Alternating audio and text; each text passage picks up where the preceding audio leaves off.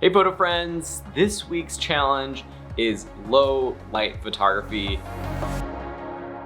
Our challenge to you is to get out there in a situation where it's nighttime, it's interior, where you don't have a lot of available light, and get creative with it. This is definitely where you want to be shooting in RAW because you get so much more power and room to edit with, to bring up those shadows, bring up those blacks and darks in your photo. So we're gonna hop over to Lightroom and I'm gonna show you the photos I captured for this challenge and also show you how I edited them. So I was down at the lake and I was actually doing this for another project, taking photos for the local newspaper. But I know I'm a photographer and an artist at heart when there's a situation like this. It's sunset, it's beautiful, and I didn't need to take these photos, but I felt like I needed to. I was like, I need to get down there. This is so pretty. We've got the ducks floating across the water. And so I ran down from up atop like a mountain or a hill to get this shot after the sun went down. Definitely a low light situation. I'm shooting with my Fuji X-T4.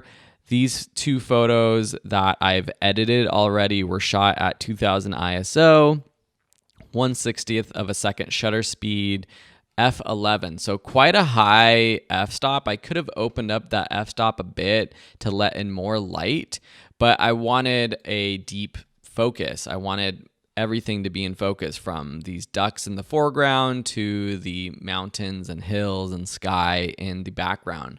So these are the things you're kind of balancing with shooting in low light and your settings. So I want to just briefly show you the before and after and talk about what I did to these photos. So here is this one, and here is the next one.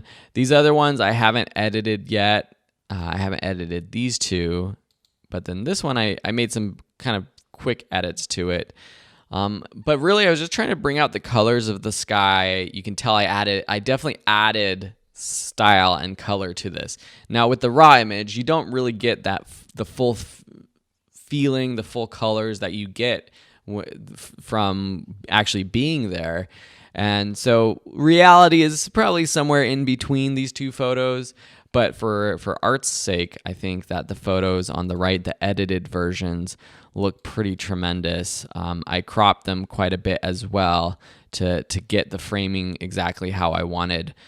I kind of like this photo here with this lady on her phone. Hopefully she was appreciating the moment and not just texting someone.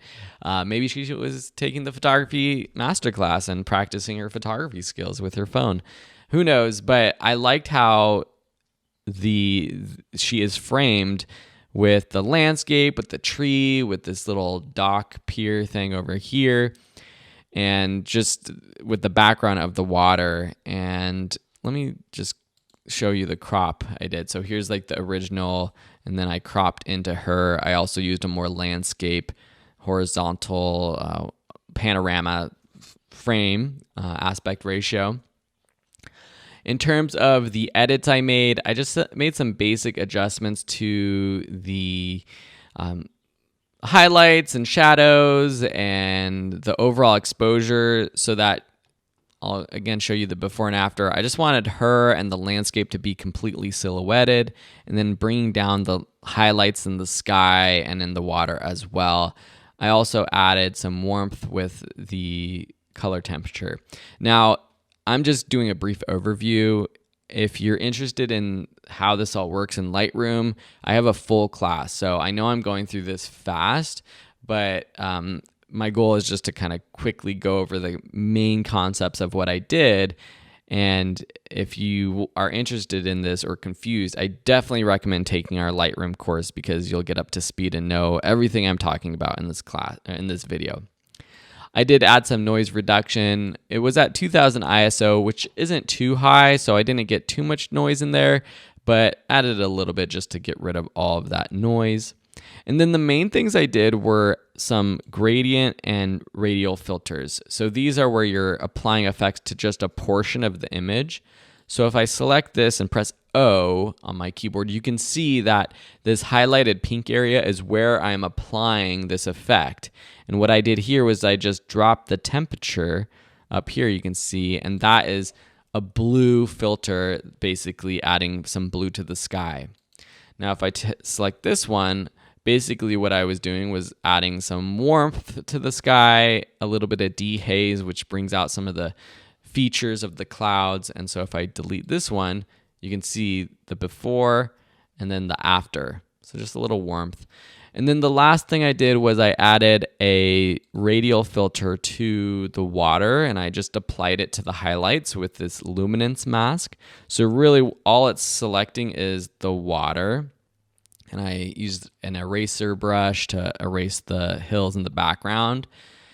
And again, I just added some warmth to the water because the water was a little bit plain, kind of blue, but kind of more like a gray. So I wanted it to pop a little bit more. So adding some warmth to that helped. And then I basically just copied all of this to this photo as well. And then I moved the filters around, but because it was shot at the same settings and location, same lighting, just copying what you do to one photo to the next. And matching that style it works well. So I don't know, which one do you like? Do you like 2 or do you like 1? I kind of like the balance of this photo a little bit better instead of like the full framing. Maybe, if this one was if I wanted to do something really dramatic, something like this might work a little bit better. I don't know. Maybe tell me in the comments what you think. Yeah, where you're really focusing on her and she's not centered. I think I had her centered in the frame first, but I feel like that actually doesn't feel as balanced. Maybe even getting it wider, but just not having her completely centered. Something like this. We have the horizons on that top line. Yeah, maybe something like that's a little bit better. All right, let me know in the comments, but I hope you enjoyed these photos.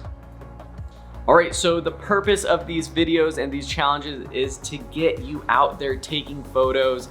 So we really want you to practice. Don't just go to your archive and find an old photo that you've shot that is low light. Get out there, practice your skills, post it to the Facebook group, tag us on Instagram, and we'll be picking our top 10 photos to showcase on our social channels next week. Have a beautiful day, and I can't wait to see your low light photos.